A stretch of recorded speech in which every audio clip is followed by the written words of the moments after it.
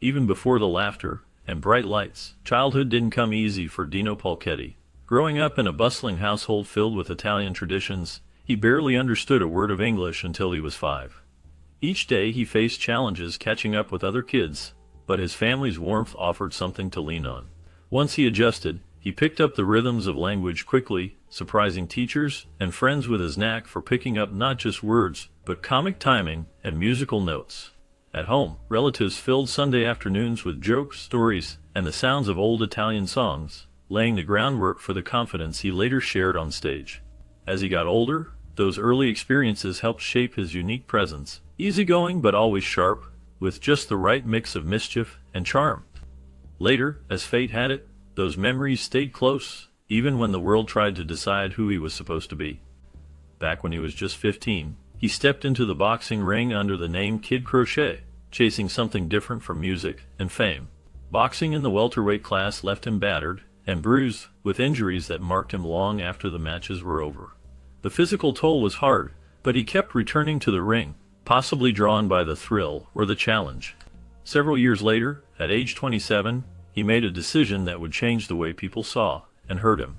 He underwent nose surgery, known as a nose job, repairing some of the damage from the ring and perhaps shaping his future in another way. Some people argue that this surgery might have improved his singing voice, or at least made people listen to him differently, giving him a new kind of confidence and presence on stage. But his journey wasn't just about fighting or healing his face. Early in his career, he performed as Dino Martini, which sounded a bit too much like Nino Martini, a known opera singer. Wishing to avoid confusion and stand out in the entertainment business, he decided in 1940 to drop the first name and reshaped it into Dean Martin. Changing his name gave him an identity all his own and helped pave a more distinct path forward as he became known for his charm and smooth vocals. Starting with a childhood passion for comic books, Dean Martin often asked Jerry Lewis to buy them for him, showing how much comics meant to him outside his career in music and film. This fondness led to a unique moment in pop culture, when DC Comics created a series called The Adventures of Dean Martin and Jerry Lewis beginning in 1952. The comic series captured their mischievous sense of humor and playful partnership, running successfully for 5 years and attracting fans who enjoyed seeing their favorite entertainers turned into illustrated heroes. During that era, comic books were not just for children, but were collected and enjoyed by adults too, and Dean Martin's enthusiasm for them added to his approachable, fun-loving public image. Aside from his comic book connection, Dean Martin's impact in the entertainment industry was recognized in another grand way. He has not just one, but 3 different stars on the Hollywood Walk of Fame, each reflecting his achievements in TV, movies, and singing. Earning 3 stars is a rare honor, showing the diversity of his talents and how he could connect with audiences in so many ways.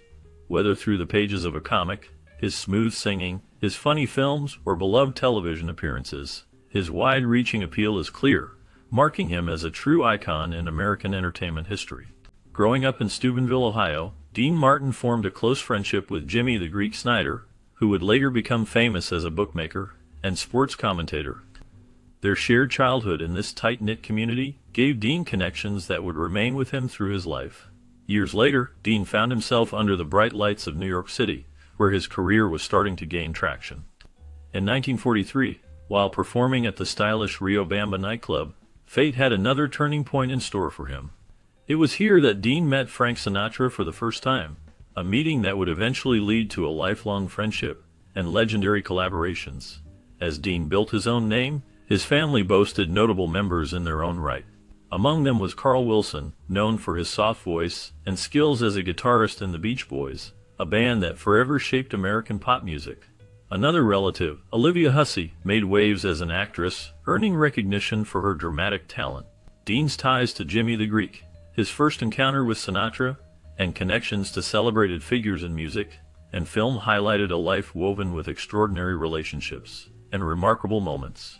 At first, Dean and Jerry Lewis faced a tough crowd during their debut performance at the 500 Club in Atlantic City, where their act was met with complete silence and disappointment from the audience.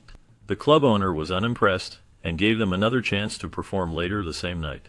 For their second attempt, Dean and Jerry loosened up, improvising much of their routine.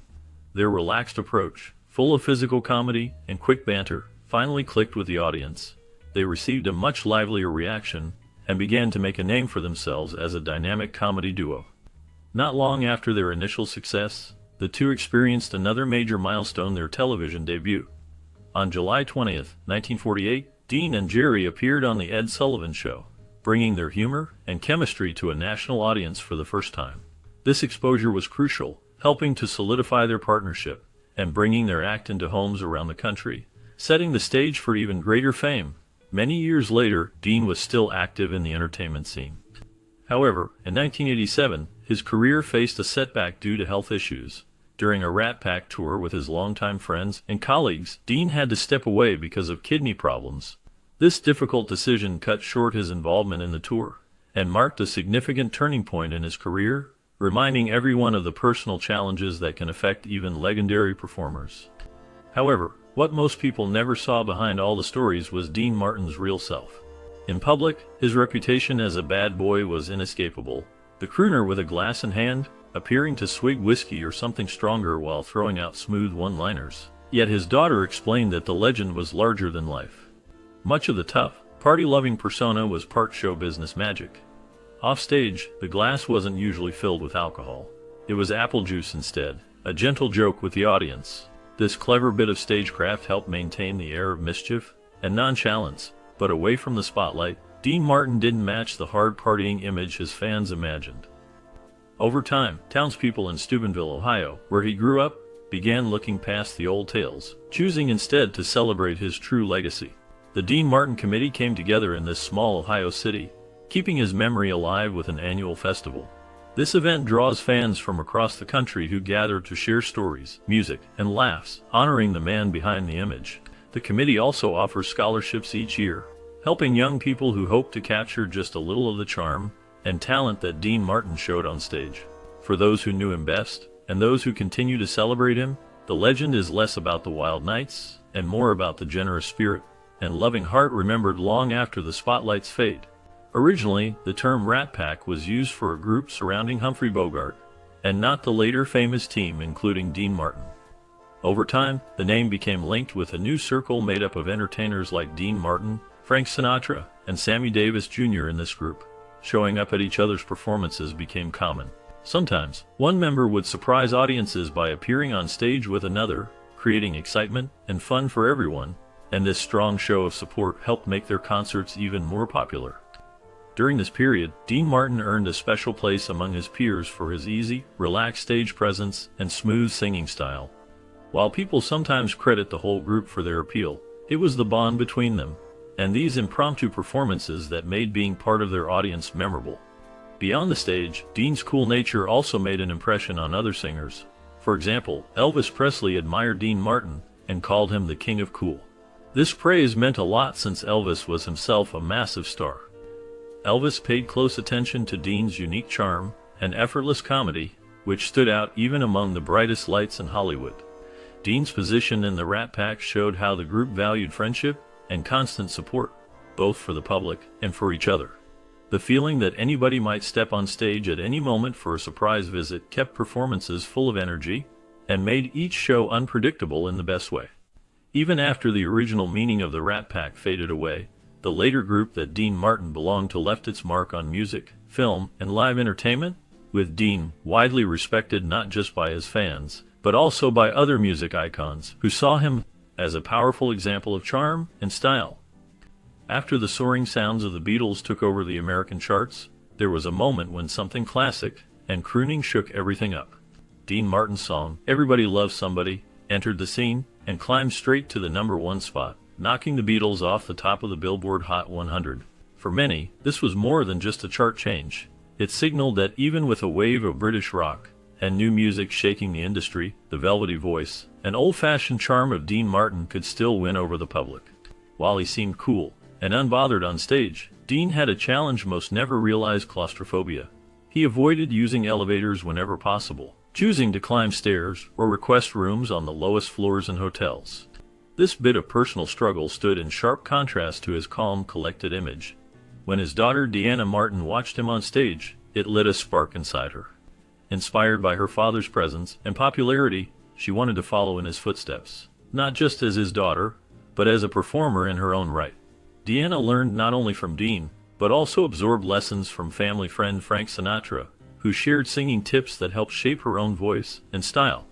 She carried the legacy forward, blending memories of her father's performances with the advice she gained from legends, creating her own unique path in music. Then came a moment in Dean Martin's career that many fans remember for all the wrong reasons. While he was already famous for his singing and his partnership with Jerry Lewis, Dean decided to try his luck in a solo film. The movie was called 10,000 Bedrooms, and for Dean, it was supposed to be a new beginning as an actor standing on his own. There was a lot of anticipation surrounding the film, but sadly, the movie didn't connect with audiences. Critics were not impressed, box office numbers were disappointing, and people began to wonder if Dean could actually pull off a solo career in Hollywood. The failure of 10,000 Bedrooms hurt Dean's reputation and made Hollywood executives question if he had what it took to be a star without Jerry Lewis by his side. For a while, it looked like this flop would make it impossible for Dean to move forward as a leading man, as the film almost sank his career.